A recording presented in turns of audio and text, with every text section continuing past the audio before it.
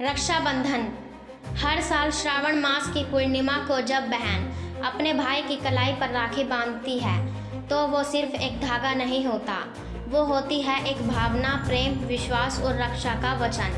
रक्षाबंधन सिर्फ त्योहार नहीं, एक एहसास है जो भाई बहन को उम्र भर के लिए जोड़ देता है। आज हम आपको सुनाएंगे एक कहानी जो रक्षाबंधन के इस पवित्र बंधन की गहराई को उजागर करेगी।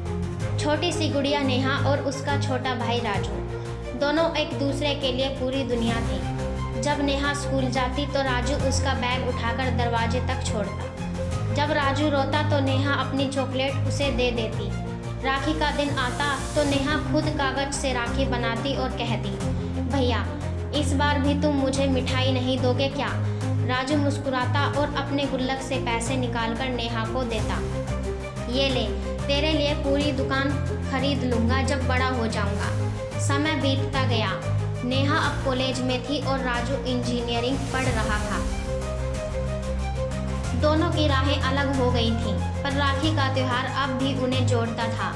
नेहा हर साल राखी के दिन फ़ोन पर कहती, भैया राखी पोस्ट की है, पहन लेना, और याद रखना मैं अब भी तुझसे वही मिठाई की उम्मीद रखती हूँ। राजू हंसते हुए कहता, और मैं अब भी अपनी गुल्लक खोल देता हूँ तेरे लिए। पर इस बार कुछ अलग था। इस बार राखी आई पर राजू का फ़ोन नहीं आया। पिछले हफ्ते राजू किसी हादसे में घायल हो गया था, वो आईसीयू में था। नेहा को खबर मिली तो सब कुछ छोड़कर वो दौड़ पड़ी।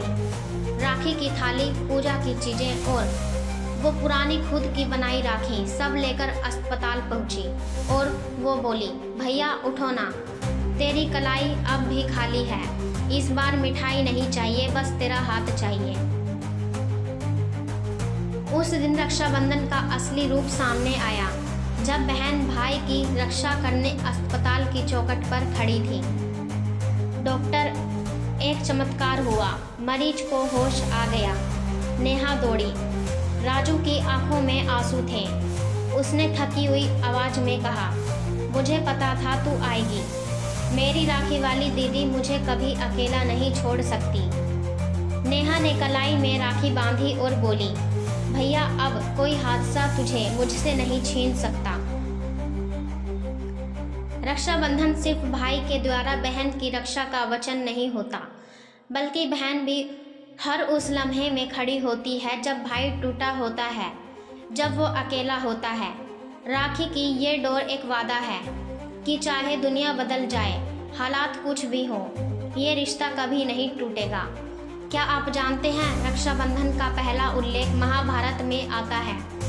जब श्री कृष्ण की उंगली कट गई थी तब द्रौपदी ने अपनी साड़ी का टुकड़ा फाड़कर उनकी उंगली पर बांध दिया। श्री कृष्ण ने बदले में उसकी रक्षा का वादा किया और चीरहरण के समय उसी वचन को निभाया। इतिहास में रानी कर्णावती ने मुगल शासक हुमायूं को राखी भेजी थी और हुमायूं ने उसकी राखी के लिए युद्ध तक किया। ये त्योहार सिर्फ एक रिवाज नहीं, यह हमारी संस्कृति की आत्मा है। आज भी जब एक बहन देश के सैनिक को राखी भेजती है तो वो सिर्फ एक भाई के लिए नहीं, पूरा देश उसकी रक्षा करता है। रक्षाबंधन अब सिर्फ घरों तक सीमित नहीं, ये पुलिस, डॉक्टर, सफाई कर्मियों और उन सभी के लिए भी है जो समाज की रक्षा कर रहे हैं। दीदी, मैं सीमा तैनात पर हूँ। इस बार शायद राखी पर ना आ पाऊँ, पर तेरी भेजी राखी मेरे पास है, मेरी जेब में, मेरी जान से भी करीब। अगर कभी कुछ हो गया तो समझ लेना, तेरा भाई अपना वचन निभा गया। रक्षा के बदले रक्षा। चिट्ठी पढ़ते ही बहन की आंखों में आंसू आ गए। उसने राखी को माथे से लगाया और कहा, भैया तेरी बहन भी तुझसे पीछे नहीं, मैं हर दिन तेरे लिए प्रार्थना करूंगी।